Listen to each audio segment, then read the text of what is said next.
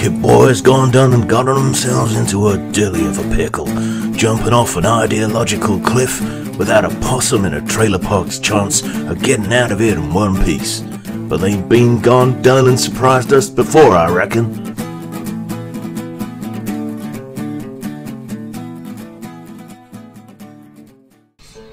Sargon and Dankula's entry into the political arena via UKIP is a weird one, especially for Sargon, who has often claimed to be a centre-leftist or a liberal, and yet has joined and advised and buddied up to the furthest right party in British mainstream politics. I wouldn't count the BNP, otherwise they'd take the crown, but UKIP are the headbangers of the Conservative Party, basically split off into their own parties. So how can you claim to be this and yet join that kind of party? I mean, there isn't an explicit desire expressed to change or reform the party per se. There is an impetus from within UKIP to try and find a new direction, since Brexit is essentially the end of UKIP otherwise. But this doesn't seem to be sufficient to appeal to someone with the professed, if not necessarily actual, beliefs that both Sargon and Dankula express. But if you're a regular on this channel, you know me, I like to be fair. I've been bigging up the idea of steel manning people for a while, so I thought I'd go and look through the UKIP interim manifesto that they've put forward and to kind of examine it line by line and figure out where exactly it lies politically, or what it is, what's good or bad about it.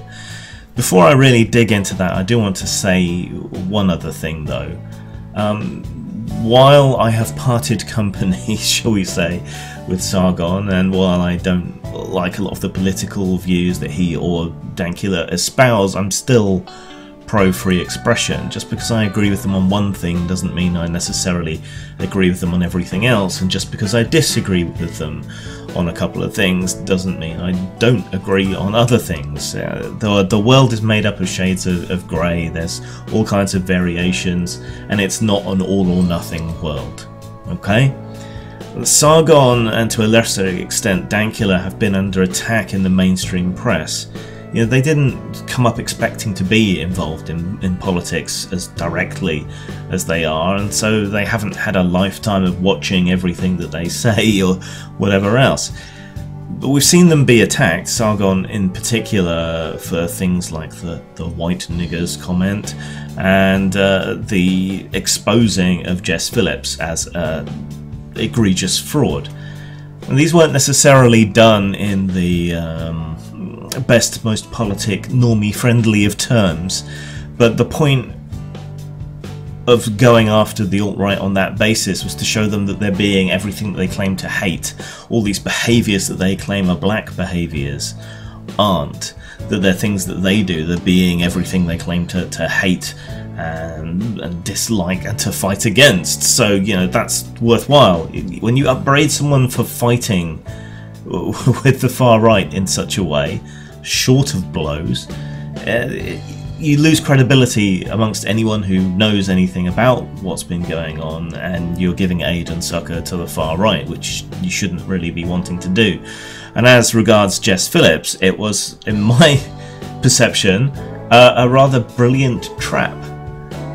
She had been going on and on about all these spurious threats that she received that everyone knows are meaningless for the overwhelming majority of them, and the police rightly dismiss as being non-credible and so on, and yet she's been using the fact that she is trolled to try and push an agenda of censorship and control over the internet, far more so and far more risky than what's going on in the EU. And Sargon made her complain about people telling her that they wouldn't do anything nasty to her.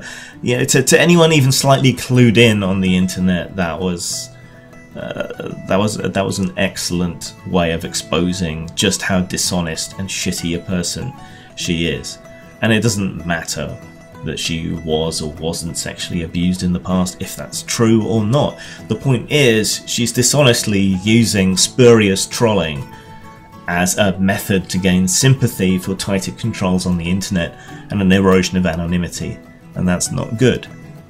So even though I disagree with Sargon on a lot of things, I'm going to stick up for him on that part. There's plenty of other things to disagree with Sargon on that are real and genuine and aren't massive own goals. Right, let's move on. The good. Now obviously I'm coming at this with my own set of biases and ideologies and all the rest of it, but while I am very left-wing, while I am very libertine, while I am left small l libertarian, I'm also a pragmatist, and I base my positions over and above all from what I know of political science, what I know of history, what I know of science and studies, and there are decent sociological studies, they're not all trash. So this isn't an exclusively left-wing point of view, this isn't an exclusively liberal point of view. Those aspects of what I see, what I say, how I judge what's in this manifesto are tempered by my pragmatism. So the good things that I saw within this manifesto, yeah, that seems like the fairest way to start, I guess. They support the NHS and want to provide it with increased funding and increased centralisation, which would capitalise on an economy of scale. That's good from a left-wing point of view. More libertarian people might see that as bad, and it doesn't sound like a right-wing thing to do, but this is in the context of their other policies. They want to support social care and mental health, which is good, but the money that they have on offer is even less of a drop in the bucket than the Tories have been promising for these issues. So it's good, but it's nowhere near enough, and it's less than even the Conservatives are offering. Obviously, if you watched my video yesterday, you'll know that I'm all for scrapping the ATOS-style medical checks. Now, ATOS have changed their name to Independent Assessment Services, so don't be fooled, it's still the same company doing the contracts. And they want to replace it with medical practitioners. Okay, that's good. Properly qualified people judging whether you deserve the money or not is good, but again, context is there. This doesn't sound like doing away with these checks so much as replacing them with a similar process that just happens to use actual accredited medical professionals and so on. So it's kind of comme ci comme ça when it comes to that, and you also have to bear in mind that this is also in the context of them wanting to crack down on benefits and welfare as a whole. So a cautious positive, a qualified good thing. Scrapping the bedroom tax, great, good. Increasing the housing supply is good. The modular housing that they're proposing as well for a quick solution to housing issues is similar to what was done at the end of World War II, and a lot of those modular houses are still standing. With improvements in technology and efficiency and so on, that could be a really good way of getting people off the streets. I expect they're modelling it on the post-war model as well, though. But regardless of their perspective and where they're coming from, the end result pragmatically would be a good thing. More apprenticeships and so on for people, offering a more vocational way through education. That's great. They seem to have a disguised form of renationalisation of the railways in there.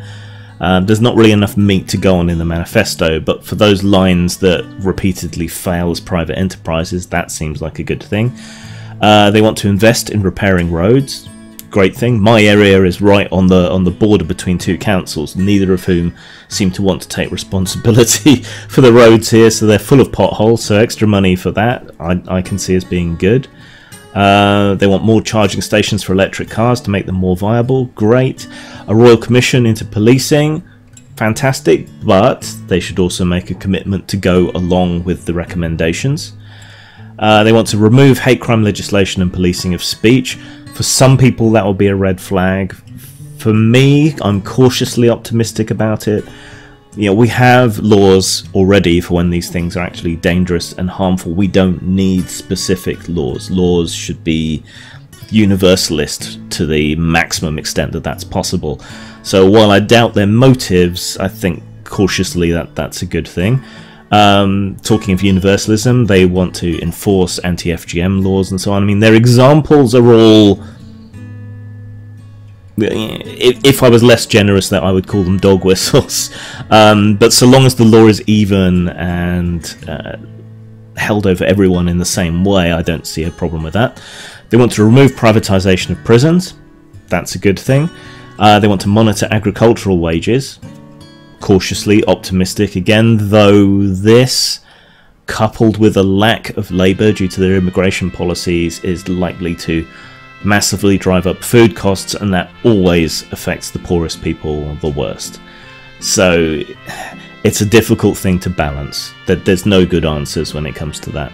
But some kind of monitoring of wages and ensuring that people get a living wage, whatever they're doing, that's a good thing. They want to minimise zero-hour contracts, which is good, but not abolish them. So it's good, but not good enough. They want to crack down on late payments from large businesses and make sure they pay up when they fail to fulfill orders and so on. As a small businessman, I can get behind that. They want to crack down on tax avoidance, which is good, but they bizarrely blame the EU for the problem when our own local law is the primary driver of tax avoidance. They want to reduce VAT on essential goods. That's great, but we've always had the ability to do that. There is an EU-wide minimum level of VAT, but our VAT is way higher. So we could already do that almost entirely. And VAT does harm the poorest the most because they create the most economic activity. Most of the money that they get, they spend. So that's, that really drives the economy in a lot of ways. So reducing that's good. They want to review council tax. Good, but they don't say what they might want to replace it with. If it's a poll tax again, it's not clear exactly what they're on about doing there. I don't have enough time to go into the problems with council tax. Maybe another time. They want to remove religious exemptions when it comes to animal slaughter and so on for food. This is another one of those things that while I am suspicious of their motivation, I think it's a good thing. If we have laws on the humane treatment of animals, that should apply regardless of religion. Some people, however, on the more libertarian side, may view that as a dangerous imposition, the state overriding people's deeply held religious values or whatever. I think religion is bollocks. That's the position I'm coming from, and I want to minimise cruelty regardless. I suspect this is kind of anti-Islamic sentiment, but I promised I'd be generous, so I think it's a good thing applying the law universally regardless. They want to reform the UK constitution, and we don't have a single written constitution. It's all over the place, and it's down to legal precedent and things. I would think we need a written constitution with guaranteed rights and so on in it. They don't go that far. They do suggest shifting to proportional representation, which is fantastic, but they would say that because they're a small party. Labour used to say that, then they got in power in '97 and the whole PR issue just quietly disappeared, and the Liberal Democrats got in with the Conservatives, didn't offer us PR, offered us single transferable vote, which nobody wanted. This is good, but it's always a hobby horse for small parties. And the moment they get a whiff of power, that kind of disappears. So, in theory, good. The Lords needs reforming, but has often been the voice of sanity when it comes to UK legislation, because they're not beholden to anybody. So it's undemocratic, but it has often been a useful safeguard. It really depends what they want to replace it with. I agree the Lords needs to go, but we really need to think about what we do to replace it. They're overall very good on the free speech issue in total. They do overshoot a bit the target of equal treatment, and the way they phrase things, it's going to be very easy for people to twist that about and say that they're being racist, sexist, xenophobic, and whatever else. Right, next section. The bad. But then there's plenty of other things which are pretty bad and could not really be described as liberal or centrist or left-wing in any way. So, for example, they're going to require NHS cards, which are only given to citizens. This is probably just ignorance, but many people from foreign countries aren't citizens, but they have leave to remain, a permanent residence in this country, which at present gives them access to a lot of rights that full citizens do. These are often people like my partner who have married UK citizens but have not taken on UK citizenship, and the bar for entry when it comes to full citizenship is quite high. It's quite expensive. There's a lot of time and effort and stress and so on involved. So denying those people who are citizens in all but name, in all but this last piece of paper, denying them access to British healthcare is just spiteful. The whole point of the NHS is that it is free at the point of use, and it's something that we can morally hold our heads up high over many other countries about, in that we will happily treat anybody who has an accident or anything while they're in this country, and that's a good thing. Restricting it to citizens only is just kind of petty and risks a lot of goodwill to British citizens who might be hurt or whatever abroad. So there's a lot to worry about there, and it is quite oppressive and illiberal. Removing child benefit, the wording seems a bit confused here.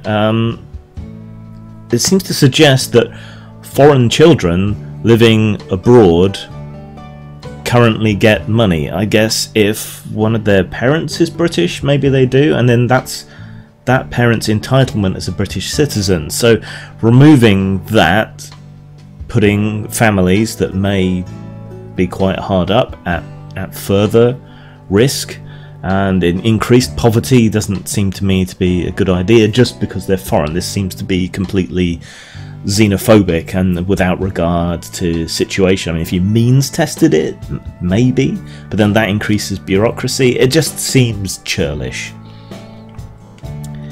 Similar problems, they don't want to give any benefits to foreign nationals in the UK unless they've already got 5 years of residence, and this places people, often new immigrants and so on, in a particularly fragile position and may act against the entrepreneurial spirit that many of them bring here. So this could help reduce the amount that these people contribute to our society rather than taking away what we pay them. I mean, immigrants already pay more into society than they take. No one seems to know this, but the statistics are pretty stark and bald. It varies, but it's always a net positive for the country. So this is something more people need to know. I think we need class consciousness, not race or nationality consciousness. And again, a foreign national might be married to a British citizen and have indefinite leave to remain, being a citizen in all but name, and many of these things would cut them off, even though they are paying in massively and contributing to our society, buying into living here and all the rest of it. Similarly, they want to cut people off from access to housing. I would rather people were in less desperate circumstances to help reduce crime and so forth, and we know that social investment and providing this welfare safety net helps reduce crime. There's a good side to some of this in that they want people to live in the UK a certain amount before they can buy property, and we do have a massive problem with Russian oligarchs and mobsters buying up huge amounts of property in and around London, speculating on it, using the banks and the UK system to launder their money. So in some ways that's good, but not if it also harms the very poor, the very vulnerable, and so on. That's not something any of us should be applauding, really. They've pledged to increase the housing supply, like I said, which is a massive positive thing. The modular housing strikes me as a good idea, and all the rest of it, they want to build on brownfield sites. This is all good. Of course, they're blaming immigrants for the housing shortage, which isn't it at all. The problem that we have goes back to Thatcher introducing the right to buy scheme, which basically sucked all the social housing out of the market and made it financially non-viable for councils to invest properly in social housing and house building and so on. So pledging to increase the housing supply and providing money in a big one-off scheme is all well and good, but unless you get rid of the right to buy, you're just going to have the same problem 5, 10, 15 years down the road. So it's a stopgap measure. It's not any good. And blaming immigrants is again wrong-headed, and it's going to increase the xenophobia and problems like that. They make education into a political football again. They want to fully reintroduce classist grammar schools, which entrench inequality, postcode lotteries, and so on, and create more class division, especially when it comes to specialist schools with their entry requirements and so on. We should be seeking to improve all education and provide access to more specialist education for everybody, regardless of class or wealth or so on. I think it's only America is worse than us when it comes to lack of social mobility, and a huge factor in that is investment in education. If you're born into good circumstances, you're more likely to get access to good education, you're more likely to be able to maintain your position on the ladder or advance on the ladder, whereas if you're born poor, go to a shitty inner city school, your chances of social mobility are much less, and this has a negative overall social consequence in terms of crime and all the rest of the usual things that people are against. And that's where the investment needs to be made. Not appeasing the middle class for the most part. They want to waive tuition, but only for some degrees, like STEM subjects, things that are determined to be useful, training in medicine and so on. On the one hand, this is a good idea. On the other hand, who determines what a useful degree is, and why is utility and the demands of the economy the only criterion upon which we judge which university courses to subsidise and which not to? Someone may have a particular talent in a particular area that they want to pursue, that they're encouraged to pursue, and so on. While we should get rid of bullshit degrees, there are other things that are useful in ways that aren't necessarily purely financial, like fine arts or classics or these kind of things. They still have worth, they still have value in terms of culture, and they often can pay off to a large degree, but waiving tuition fees just on an economic basis doesn't strike me as a good way to do things. They want to scrap High Speed 2. That's a rail development that's due to take place. It is disruptive. It is going to mean people's houses are going to be repossessed by the government. There's some discussion of environmental impact and so on, but it is a massive boost for the economy and a provider of jobs and all the rest of it. Scrapping it doesn't seem like a good idea to me, and it seems to go at odds with a lot of the other things that they talk about. They have Luddite and populist oppositions to smart motorways, a seeming hostility to technology. They would rather fill in potholes, which I acknowledge are a problem, rather than invest in modernising and improving and bettering the road system and the public transport that we have. So, while I applaud their desire to fix and maintain the road system, opposition to novelty isn't a sign of progress or anything of the like. They're very confused on this kind of thing. They want to remove the certificate of professional competence for heavy goods vehicle drivers. This was a European demand, so that we had a kind of universal degree of competency across the EU. There's no point removing it, because European countries may well continue to insist you have this certification anyway, so the only people it would help out would be hauliers within the UK who transport within the UK. So that strikes me as pointless anti-Europeanism. When it comes to security and policing, they have a very short-sighted, isolationist stance. which goes against many liberal and left-wing ideas, so I don't see how you can go along with that. They want to introduce a rather jingoistic American-style veteran worship kind of structure with a veterans aid department. We haven't really needed a specialist department in the way that the United States has, because our social safety net is already so much better than the American one. So this seems like an unnecessary and rather ignorant complication to add to things, another layer of bureaucracy whose sole purpose seems to be support the troops, which we already do in a number of ways. Let's see, what else? They have continuing on the veterans thing, they have a well-meaning but potentially very dangerous policy to basically guarantee veterans who muster out of the service jobs in policing or the prison service or in border control. Simplistically speaking, these seem very similar kind of jobs, you know, physical, and you got to be able to fight if it comes down to it and all the rest of it. But putting potentially traumatized veterans into these jobs whose instincts are to kill rather than to suppress or control situations, I think that's massively dangerous. There was a big problem post-World War II with a lot of these officers going into education and teaching. They were often the harshest, most disciplinarian, most often reaching for the rod when caning was still allowed. Yeah, we have to retrain first and not just guarantee them a position. We need to be sure that it's safe. They want to overspend on policing in some of the least effective areas, like Bobby's on the beat or whatever, because that's popular with the public, not because it's effective policing.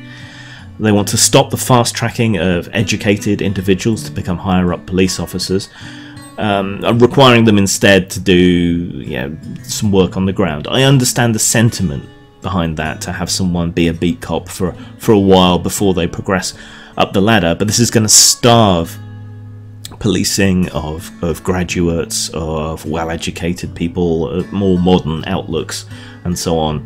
Because it's going to just put people off. Why would they want to enter the profession at a much lower wage and have to slog through a few years of bullshit they're not interested in before they get to the point of management or data analysis or trying to modernise the service in some way? You know, what's going on there? They want to scrap the Crown Prosecution Service. While the CPS has its issues and politicisation and other problems, getting rid of it threatens to create a disharmony in how the law is applied and who's prosecuted and how often and for what. In a more balkanised system similar to the US, there'll be disharmony, unequal treatment and so on, whereas elsewhere they're talking about enforcing the law universally in the same way with everybody. Getting rid of the CPS would threaten that. They want to remove international cooperation on policing and arrest warrants, and that would be reciprocated, I'm afraid, by other countries, and that would place us all at more risk of crime and terrorism and other horrible, horrible things. They pledge to build new prisons, when what we need is a reform of the whole judiciary and the prison system to focus more on reforming the prisoners and not imprisoning people for non-violent offences. So they take very much the Bircham and Flogham approach and lock people up and throw away the key, which we know doesn't work. We know a more reform and education-led process is much better, leads to much better outcomes and less cost overall. So why aren't we doing that? They want to remove subsidies from farmers. Now, farmers currently get subsidies that allow them to leave land fallow without using it, which actually helps preserve a great deal of the English countryside, which is something we're all quite justly proud of. That's put under threat by this. Now, it is unfair that landowners with lots of land currently get these subsidies for not growing anything. There are problems there, but it does preserve our countryside, so I just don't think they've thought that through entirely. They want an aggressive and uncooperative policing of UK fishing waters, which could well lead to more conflict over fishing rights, another cod war, another scallop war, and plus taking us out of those agreements takes us out of our commitment to preserve stocks, that which is important for the long-term safety of our fishing waters. Fishing is not a big part of the UK economy. I understand why fishing communities were mostly pro-Brexit. I completely sympathise and understand, but we have to consider the whole country when it comes to this, and we have to consider the long-term future of fishing. So they want to wastefully invest in these communities, which is the same kind of problem as in farming. They want to spend nostalgia-driven good money after bad when it comes to UK industry. They want to look to the past rather than looking to the future. Say what you like about the Conservatives, particularly Cameron, but he saw how things were going and wanted to invest in biotechnology and technology startups and so on, because that's where the money is, that's where the future is. Big industry and so on, that's the past, and we're never going to recover there. So that seems like a complete waste of money. Similarly, they seem to be nostalgic for a high street which will never be recovered.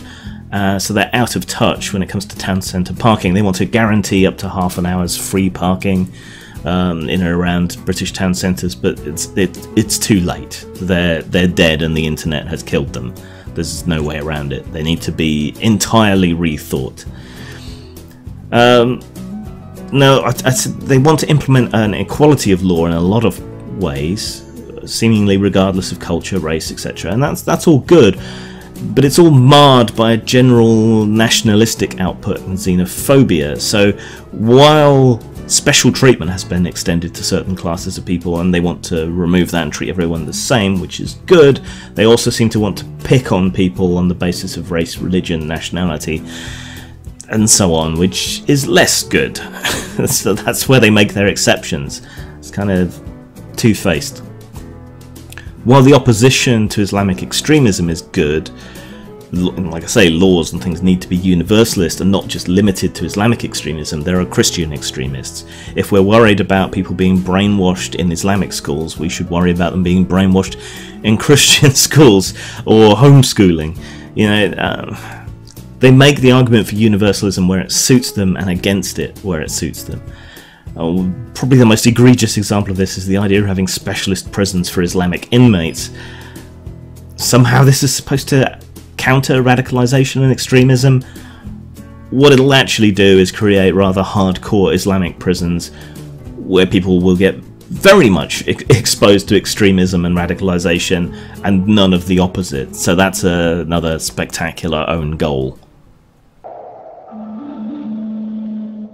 The ugly. And then there's the things that are just downright fucking horrendous. UKIP are defined by Brexit, and Brexit defines UKIP, and Brexit is an absolute unmitigated disaster, and it hasn't even happened yet. There is no upside, there is no good side to this, and it's thrown the country into absolute chaos, and UKIP are the authors of our misfortune when it comes to this. Economically, legally, socially, in every way imaginable, it is a shit show of the worst order. If you care about economics, if you care about human rights, if you care about peace and security and any of these things, if you care about the poor in any way, you should be against Brexit. It is just awful. There is no upside whatsoever. Nobody really seems to know why they want it. Mumble mumble sovereignty, mumble mumble fishing is about as good as you get.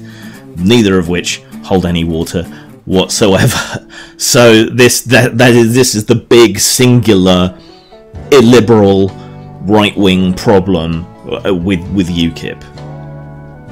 The EU is, as far as I'm concerned, an internationalist project that has been a massive boon to everybody involved, and UKIP's largely responsible for the lies and bullshit and so on that has led to it happening. Which isn't to say everyone else is entirely blameless. Yeah, and I try to be nice as much as I can be. I try to be fair. I try to listen to Brexiteers, but it is very difficult not to just write them off as thick as pig shit. unfortunately. But I try, and that's better than most.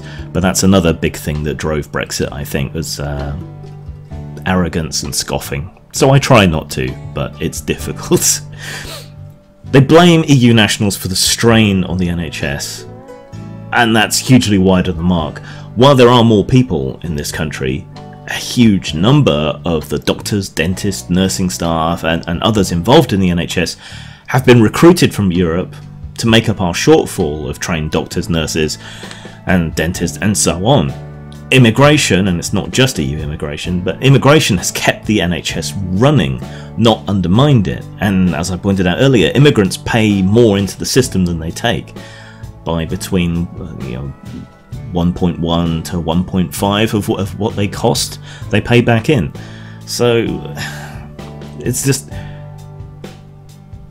I mean, it plays to people's fears and so on, but it's just not true. So that you need to explain what's true. But this is the uglier side of UKIPs. I'm not really going to be making excuses for them here.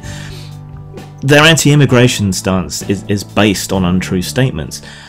The Tories already tightened the screws on non-EU immigration, and if we do Brexit, that is going to have to be loosened, because we're still going to have to make up the shortfall in workers. They're going to have to come from somewhere, and if it's not going to be the EU with all the E's and so on involved in that, it's going to be non-EU. And most people's problems with immigrants seem to be based around Islamic immigrants, much more so than Polish and so on, though they do encounter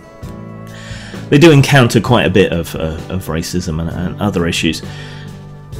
But already this change in policy has broken up families, has affected people like violin players in orchestras, people like that. These are the people that have been most affected by these laws, not the kind of illegal scrounger or cockle picker or whatever it is that people have in mind.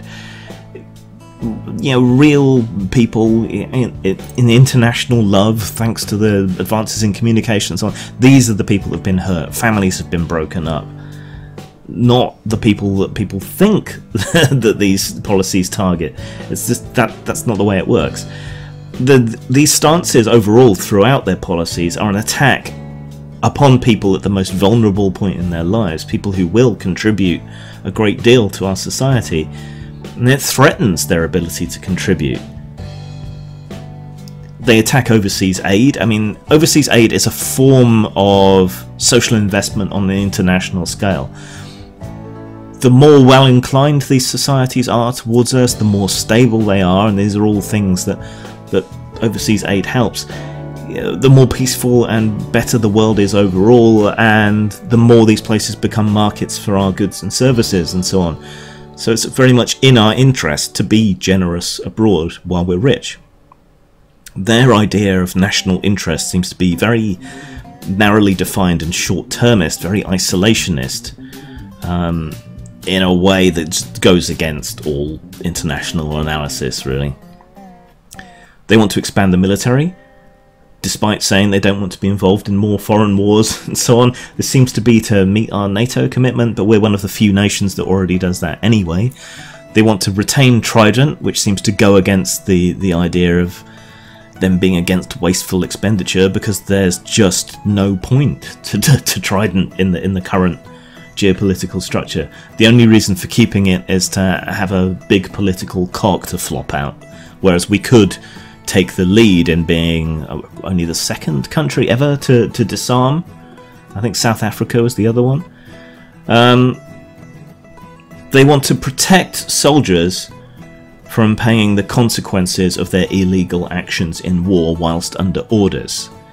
So they want to make "I was just following orders" back into an excuse for committing, well, war crimes. Essentially, they don't want people being tried for their actions while in the service abroad.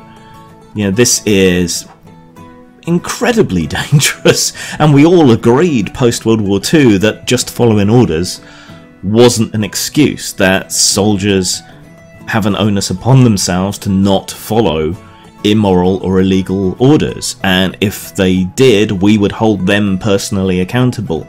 Rolling that back is not a good idea at all. America's military has done all kinds of horrible things, and they have slipped that way as well. I would rather see us take a moral and ethical stance with our own military when it comes to this.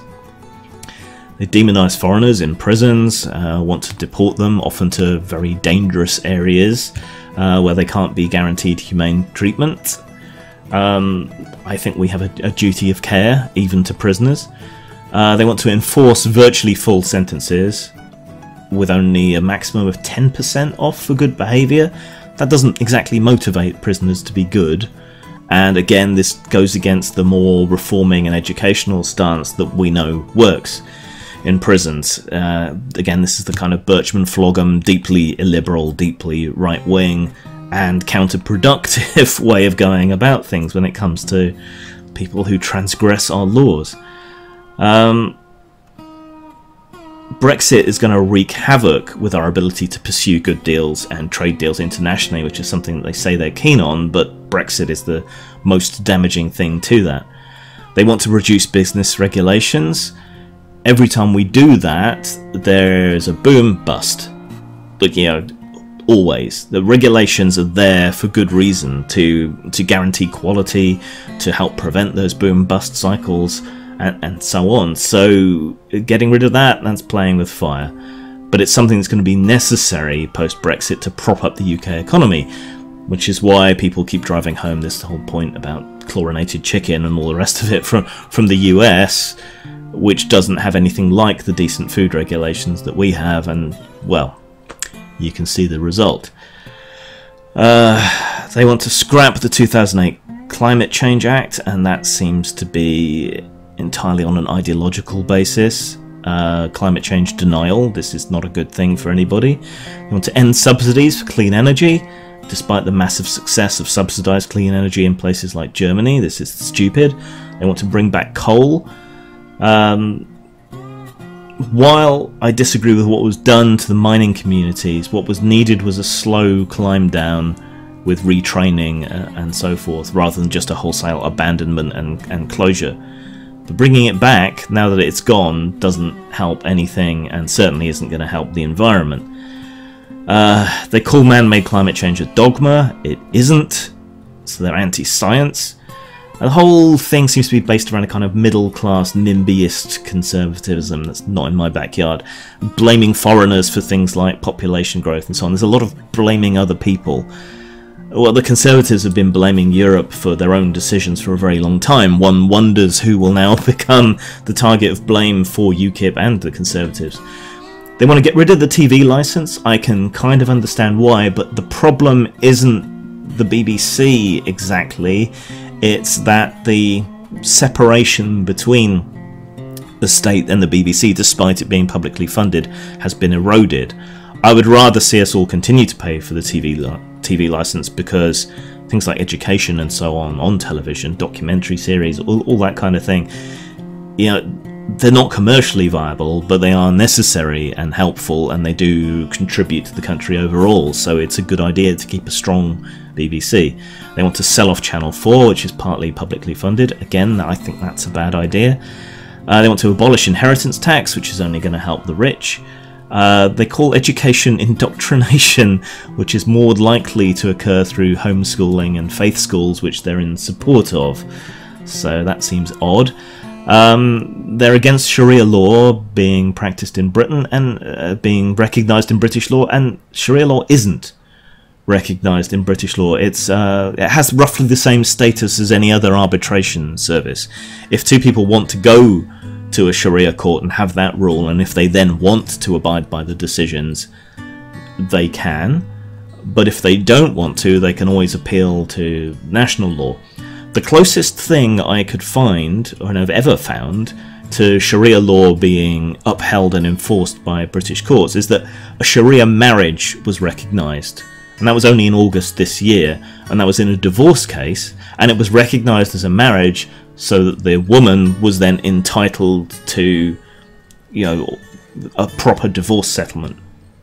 So the only time Sharia has ever been recognised that I can find in British law it was to the detriment of Sharia law and the way in which Islamists treat women.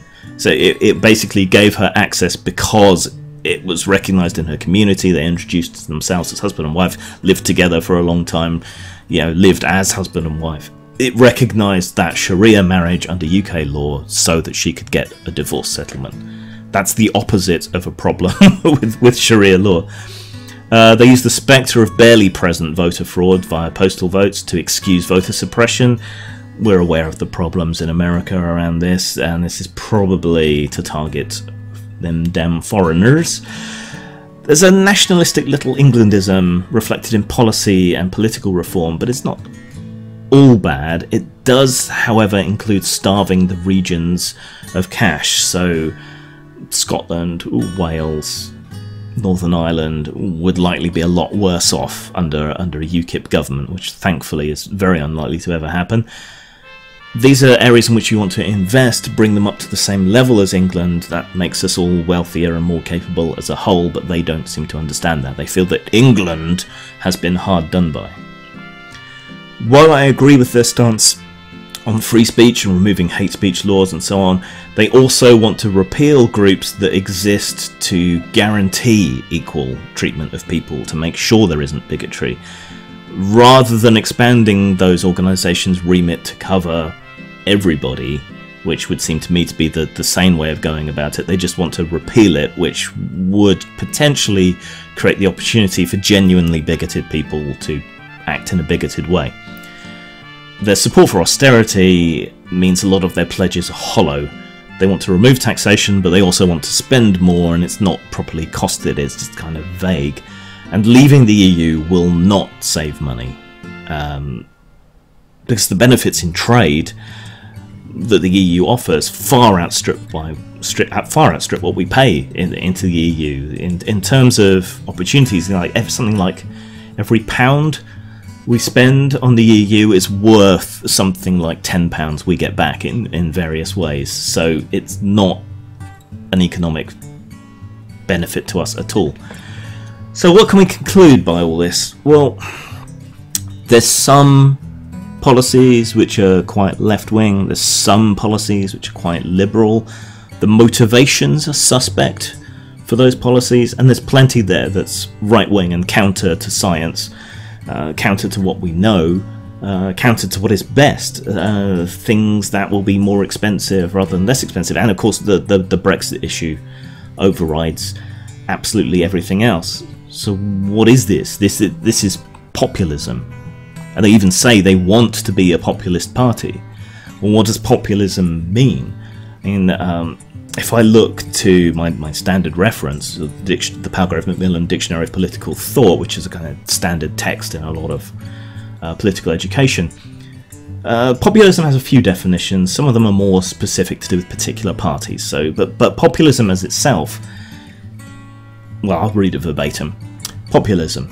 The term is now also used in a somewhat pejorative sense to denote the behaviour of the politician who appeals at every juncture to popular sentiment and enlists ignorant opinion to his side, even in matters of the utmost delicacy where the people often lack the expertise to make a sound decision, like Brexit.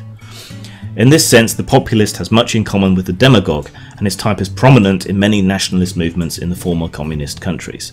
So a politician just pursues what's popular, not what's right. They don't lead, they are led, or they appeal to the basest, most emotional assessments of things in the populace.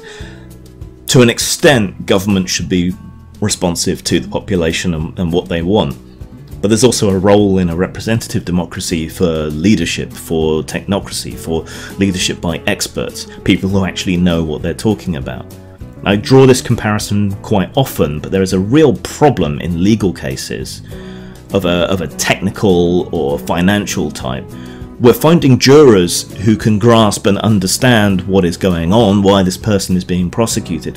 It's really difficult. Now, are you an expert on medical matters? Are you an expert on financial matters? Are you an expert on legal matters? Do you understand the social implications of this, that, the other? Probably not.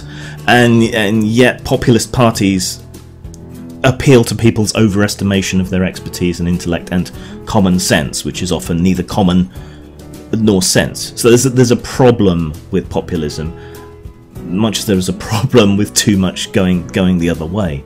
It's striking the right balance, but wanting to be a populist party, just doing whatever people want, it's not a way to lead.